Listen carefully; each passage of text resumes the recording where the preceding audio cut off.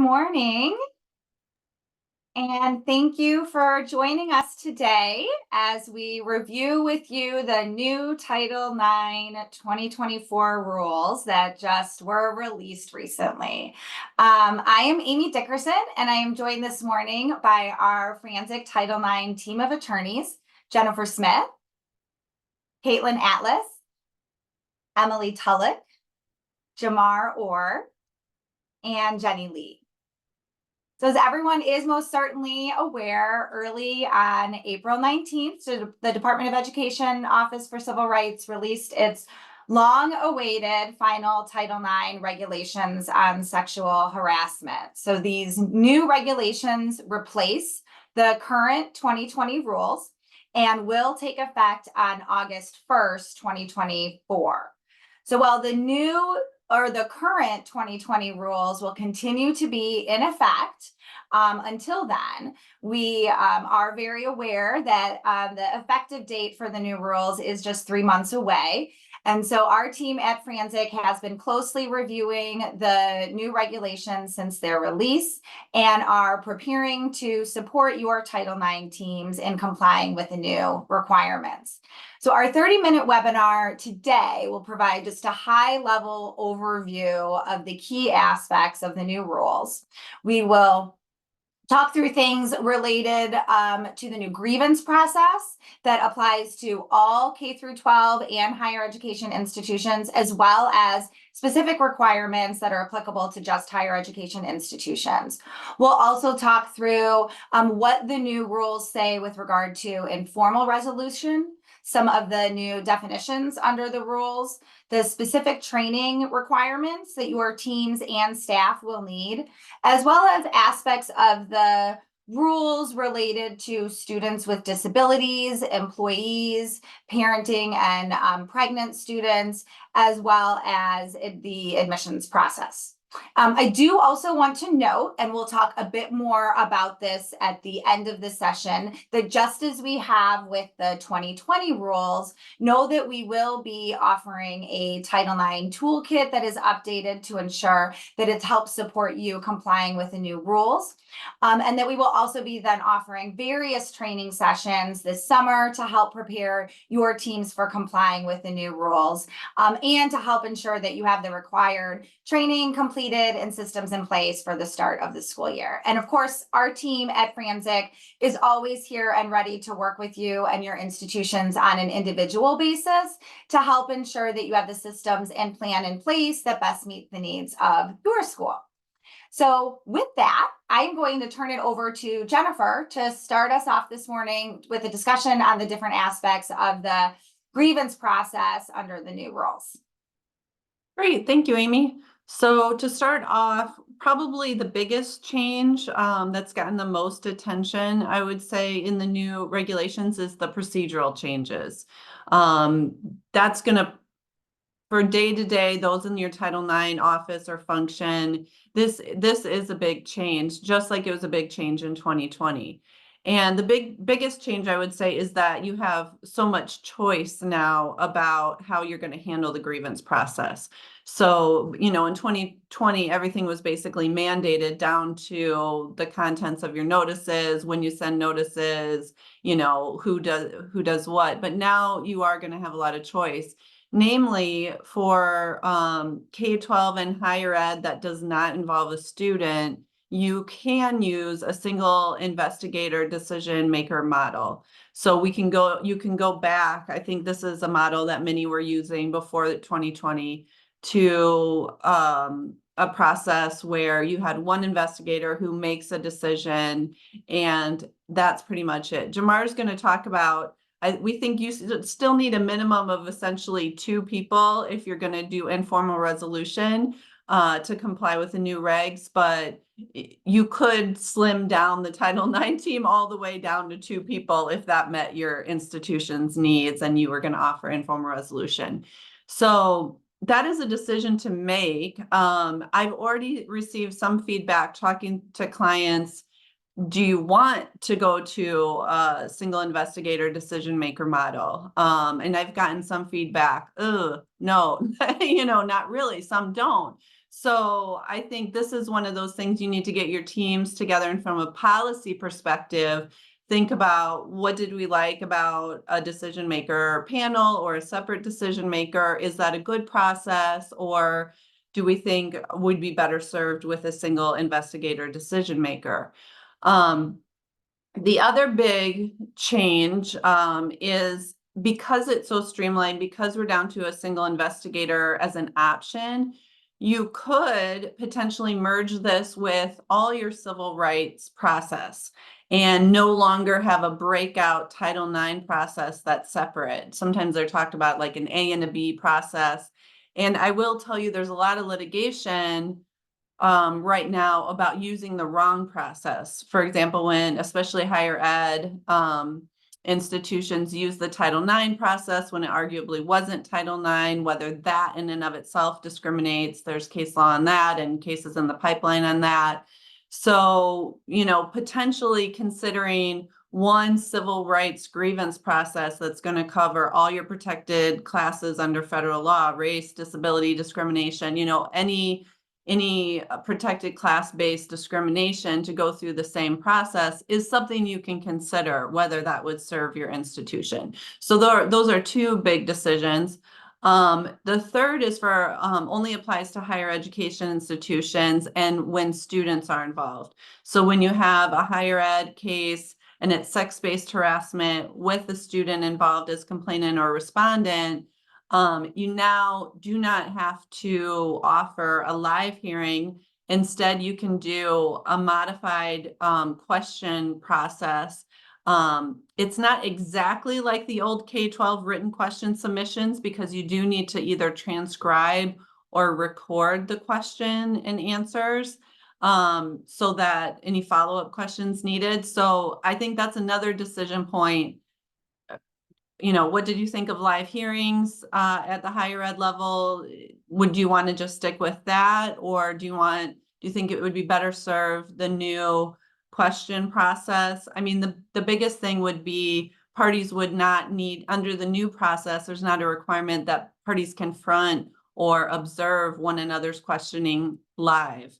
So, you know, certainly we've seen a lot of feedback, and there's been feedback that can be even I'm going to use the word traumatizing experience for the parties to go through that live hearing. So potentially this gives another option. I'm not sure that it will be any more efficient. There's going to be some, I don't know, logistics that are not insignificant to record or transcribe and shuffle questions back and forth. I'm not sure, at some point someone might just say, oh, it was just easier to do a live hearing. But that's a new decision point. So yeah, that's what I see as the big changes procedurally, which are, I don't think, to be minimized. It's a really big change in process, who's going to do what, and just choice. How are you going to decide as an institution which one of these models best serves you by August? So with Jennifer, that, oh, go ahead. we received a question in the chat just for clarification purposes. Is a single investigator decision maker model acceptable when it's student on student conduct? I think this we can distinguish just for clarification because I know we have higher ed and K-12 on here. Yeah. So K-12 is a single investigator model okay? And do we need to have a transcription process there? Yeah, great. No, great to clarify. So K-12 student, you can use the single investigator model. Higher ed, you could still use it, but you need to go through a question process where you record and exchange questions and answers. So that being the main difference. So now higher ed employee matters, non-student matters would be under the same process as K-12 and same requirements. It's just the student higher ed that has this recorded or transcribed exchange of questions process. I think Great. it's interesting too. I've heard from a couple of our higher education institutions that kind of have a model for example, for disciplinary cases for students where they use more of a hearing panel model. that they might just think about sticking with this model because this is what already works in kind of their other grievance processes. So, you know, kind of piggybacking on what you said, just thinking about what your typical grievance process might look like and whether we want to integrate, you know, Title IX into that, or whether it's we keep it as a separate standalone policy like we've had for the last couple of years will be interesting to see. Yeah, no, I agree, Emily. And thinking about if you did just incorporate this into, you know, look at your current standing process for other types of grievances, where, if at all, you'd have to adjust. My guess is it's not necessarily standard to have the supportive measures up front, and sometimes informal resolution isn't part of our standard other grievance process. So those are things you might introduce just across the board and then use one process. Or if you really don't like to offer supportive measures or don't think that's a valuable process, you know, maybe you want to keep it separate. To some degree, I think that's how it breaks down. So speaking of that, and Jamar, I think another big change you're going to talk about is informal resolution. Absolutely. So I think one of the themes that we're hearing already is that the regs offer just greater flexibility in terms of institutions determining how they want to run their process. And I think informal resolution is a really great example of some of that flexibility.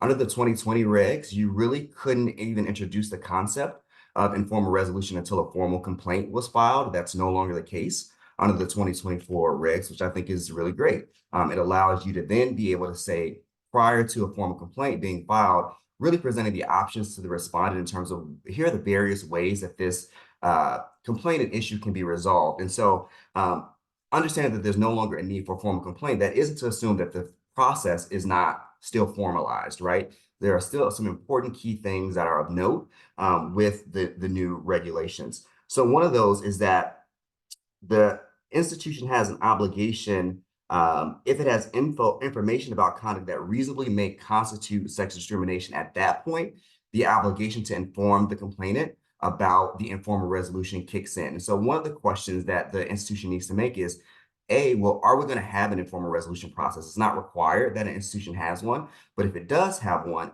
it needs to be prepared to answer when in the process will we be providing written notice of the informal resolution to the complainant.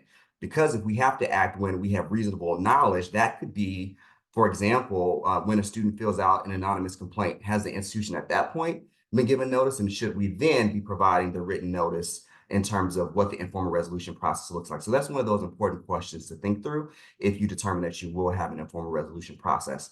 I think it's also important to note that, as Jennifer noted earlier, that the informal resolution process does not permit under the 2024 regs for either the investigator or the decision maker to serve in the role of the informal resolution mediator. They've kind of cleaved those into very separate and distinct camps. So understand that that requires separate then training requirements for that individual, and for you to think about, well, who within our structure makes the most sense to be able to have this particular role. The last thing I think that's important to note is one of the changes as it relates to kind of the difference between K through 12 and in higher education.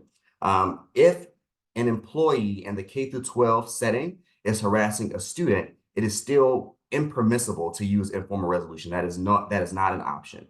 However, in higher education, that's a little bit different. It used to be the case under the 2020 regs that if there was a faculty or staff in the higher ed context that had a case involving a student, that informal resolution and formal resolution could not be used. That's no longer the case. So now in higher ed, informal resolution can be used if you have a student versus employee or staff member case. So it's important to just understand the distinctions there, and we'll of course be talking more about this in our upcoming webinars as it relates to the ways that you should be thinking about approaching informal resolution if this is something that your school decides to do. So with that, I'm going to turn it over to Emily, who's going to share a little bit more about some of the updates regarding definitions. Thanks, Jamar.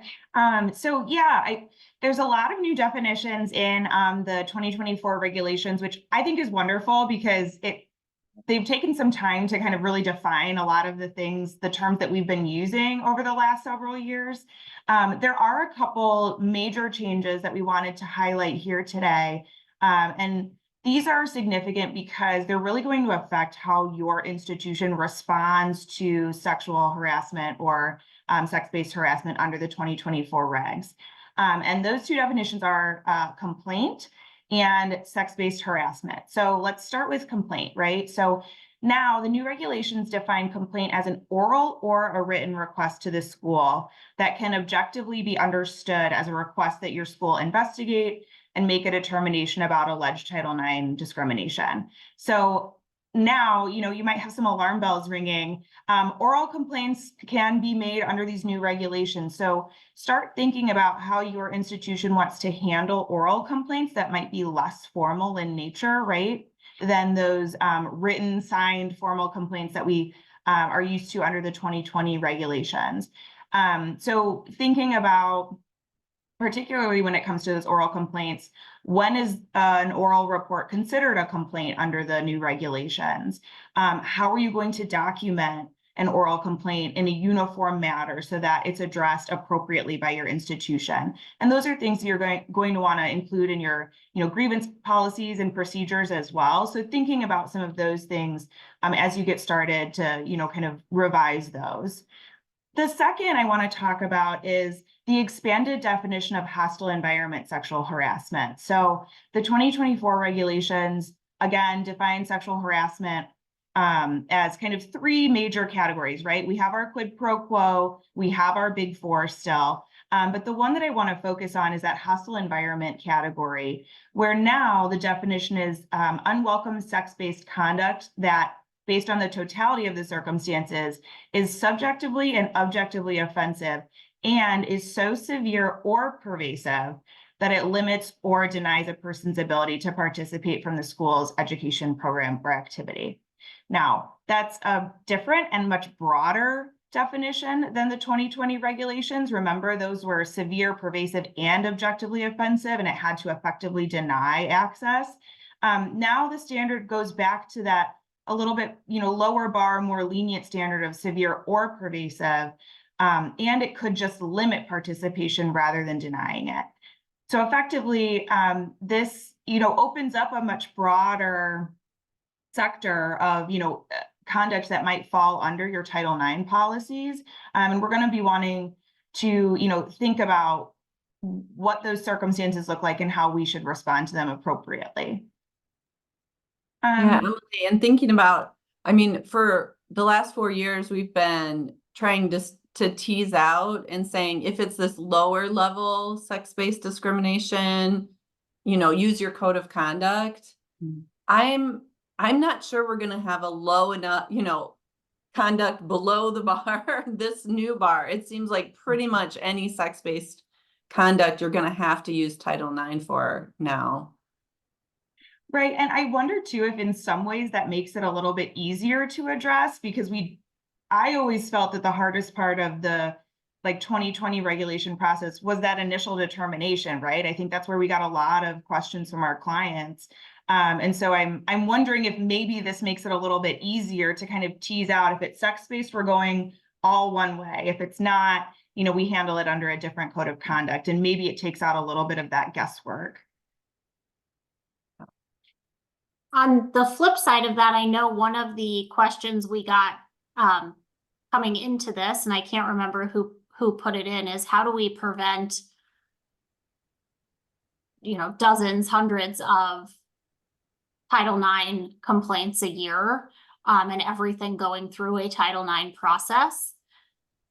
And I'm not sure any of us have the answer to that, because I do think, as Jennifer said, a lot of sex-based conduct is just automatically going to now fall in this process. Mm-hmm. So I think, training is going to be really important, and prevention, but I also think, based on the expanded definitions, a lot of conduct is just going to be in this process now. And then I think some things to keep in mind there are just that the process itself is, there's a lot more streamlined, ways that you can conduct your investigation and ultimately arrive at a place where you've made a finding on that complaint to resolve it. And so that process, I think won't be as onerous and is not required to be as onerous as it is under the current rules. Yeah, so moving on, let's talk a little bit about training quickly before I turn it over to Jenny here. But I wanted to highlight for you as well that something else that we're going to have to be making a decision about coming up here is, what groups of employees do you need to have trained and when do they have to be trained, right? So we talked about that we're going to be providing some training, and webinars and materials for you all to help train your teams. But under the new regulations, I want to highlight that they now require annual training, both for the members of your Title IX team, which you'll recall we had trainings before Title IX team members kind of acted in their roles. Now that has to be annual. Also, all employees for your institution need to be trained annually. So you're going to want to determine, when you have the capacity and a critical mass to train particularly that all employee group and what format works best for your institution. You'll also want to consider how to train employees upon hire, because if a hire occurs mid-year, they'll need to be trained as well. I'd also consider how you want to certify that all of your employees have been trained and when and where, or where and how you're going to be storing those records so that you have a record of those trainings. We did get one question I want to kick back to you, Emily, about about that bar you were talking about. The question was, is a single butt grab now probably going to need to go through Title IX? What do you think? Yeah, I think that's a great question. Under that severe or pervasive standard, the new regulations actually give us, a list of kind of circumstances and contexts that we can evaluate to determine if conduct is severe or pervasive. So I think it really is going to depend on the context there and the effect it has on the individual who's the recipient of the butt grab, right? Certainly, there might be a circumstance where a single butt grab might be severe and we might put it under that process. Or it might be the case that your institution just finds it easier or less confusing to use your Title IX processes, if they're separate, to use them for any conduct that's even close to sex related. Again, like Amy said, we're not going to have to go through all this process like we used to. It's going to be a much more pared down, so it won't be as onerous on our institutions. But I think there's a lot of factors that we're going to have to consider in terms of, whether we think that's severe or whether it's not.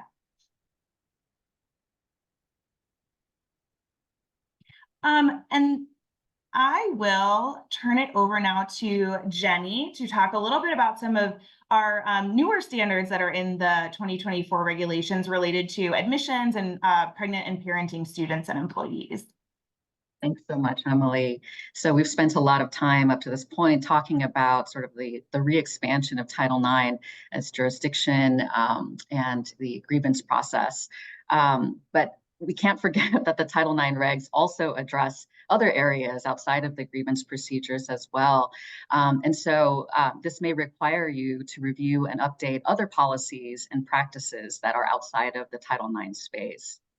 So, for instance, the new regulations expressly state that schools, they must not have any policy or practice or procedure in place that discriminates or otherwise treats differently any student, employee, or applicant based on, I know this is kind of a mouthful, but current, potential, or past parental, family, or marital status, or current, potential, or past pregnancy or related conditions. So that's a lot.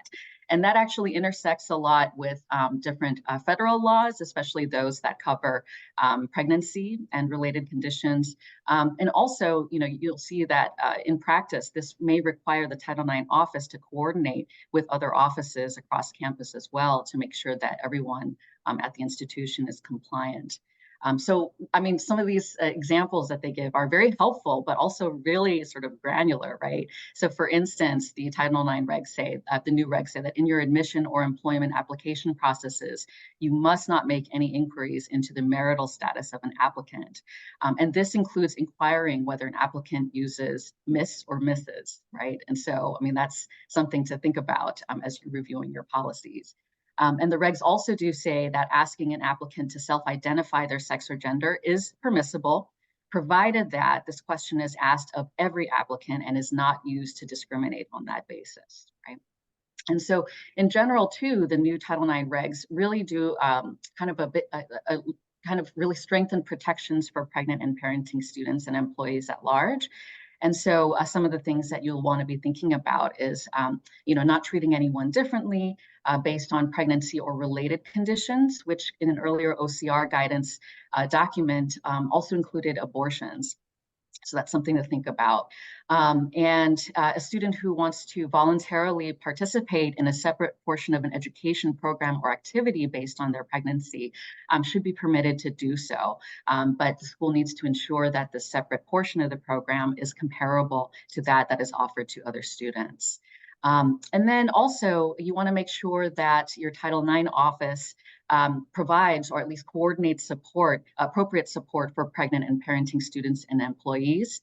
You want to make sure that you have an on-campus lactation space for students and employees that is separate from a bathroom.